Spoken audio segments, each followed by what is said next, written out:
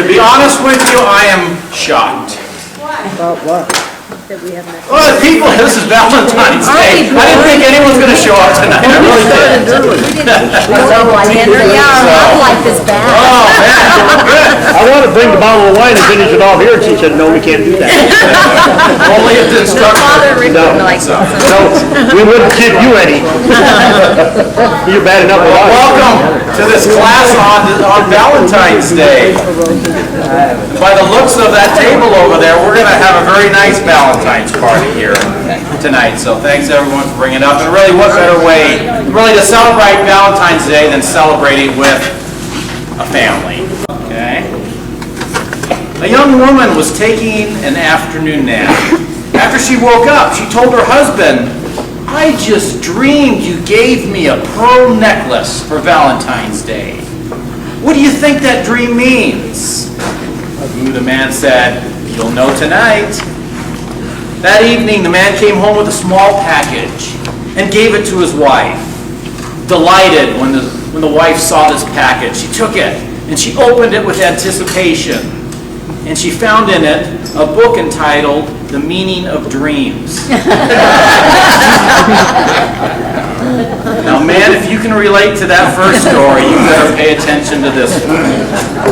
A man walked into the post office, and there he sees a middle-aged, balding man standing at the counter placing love stamps on bright pink envelopes with hearts all over them. And after he stamped all the envelopes, he took out some perfume, and he sprayed perfume on all those envelopes, and he dropped them into the mail slot. This man that saw that was curious, so he went up to that man and asked him, "What are you doing?" The man said, "I'm sending 1,000 Valentine cards. Signed, guess who?" "But why?" the man asked. "I'm a divorce lawyer," the man replied. So think about that, man. Get the job done. Any examples on someone doing a homework assignment last week? He could have been an undertaker. Number one was talking to a lady who was at a phone booth, in a phone store, sold the telephones, and she said, I asked her how long she'd been selling telephones. She said, about a year, and she said, but my husband and I are going to quit and open up a Bible store. And I said, good. I said, we Christians, we really need to pray. We really need to pray, because the Muslim religion is really coming on. She said, Muslim religion really coming? Yeah, in the United States. I said, they consider us Christians quite a farce because we're so broken up. There's 37,000 different Protestant religions, all fragmenting 5 new ones every. She said, "You're kidding me? I never heard of that before."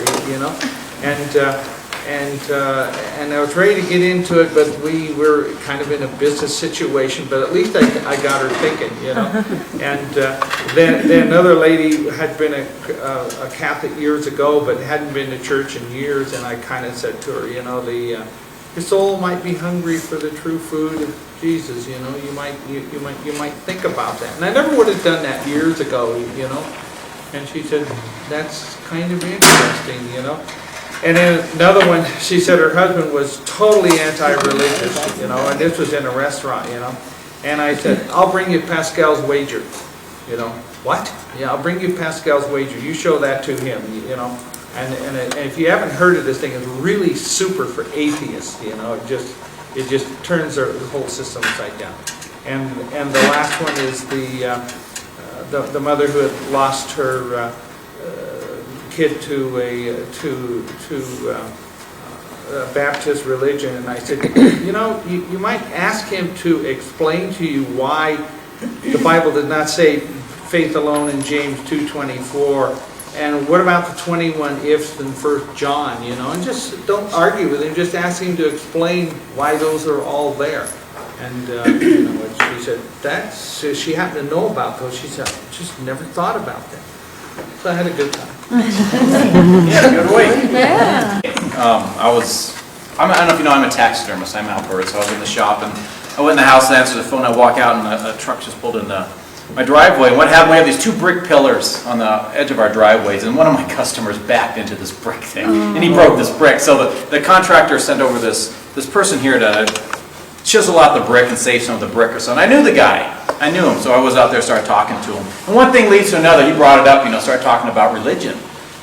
So I started talking, and he says, yeah, I used to be Catholic.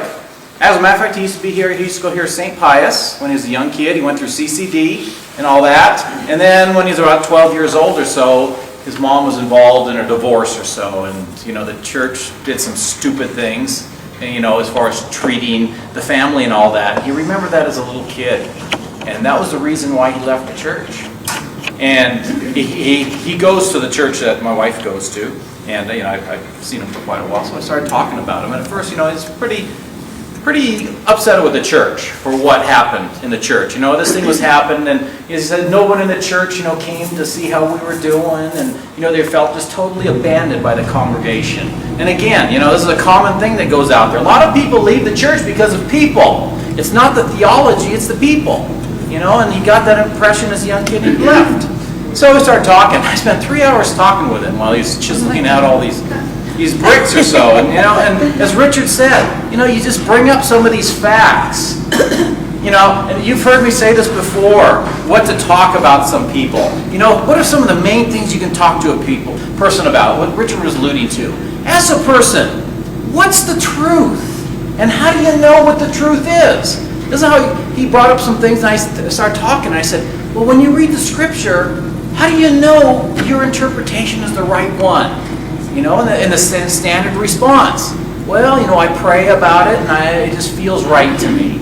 Then you just bring out, well, what happens when people have different interpretations? How do you know which one's right? And all of a sudden they start to think a little bit. And I got them thinking. Then I ask them another question.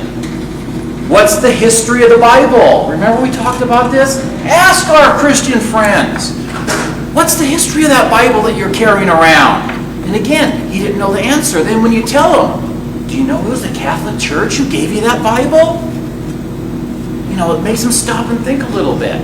And I asked him about authority. These are all things you've heard me say hundreds of times already.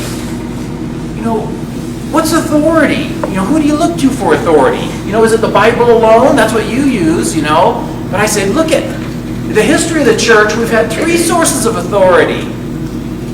And they recognize it. And I say, look at 3 sources of authority. No doctrine has ever changed. When we got rid of that, look what happens. Got him to think a little bit more. And so I just encourage you. I talked for 3 hours with him, and toward the end of it, he was just amazed. So I got some tapes together. I'm going to give him a couple tapes and all that. And I think he's receptive. Well, a week ago, I know him personally, and I know my wife told me that he's really bitter against the Catholic Church. I deliberately never talked faith with him before. He was very bitter, but just talking with him, he's really open now. So, maybe you can plant a seed. So that's what I encourage you to do.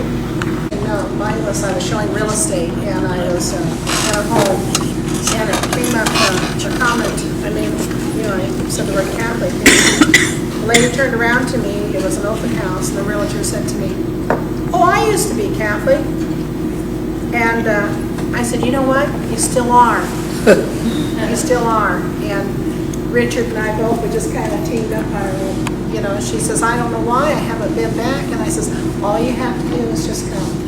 I said, "Just come by and spend a few moments with the Lord in there by yourself quietly, talking to Him about coming back." And I said, "You're missing out on the biggest treasure of your life, the joy and happiness." And so we just kind of evangelized. She said, "Boy, you two are pretty good." She said, "You guys got me thinking." And I said, "Yes."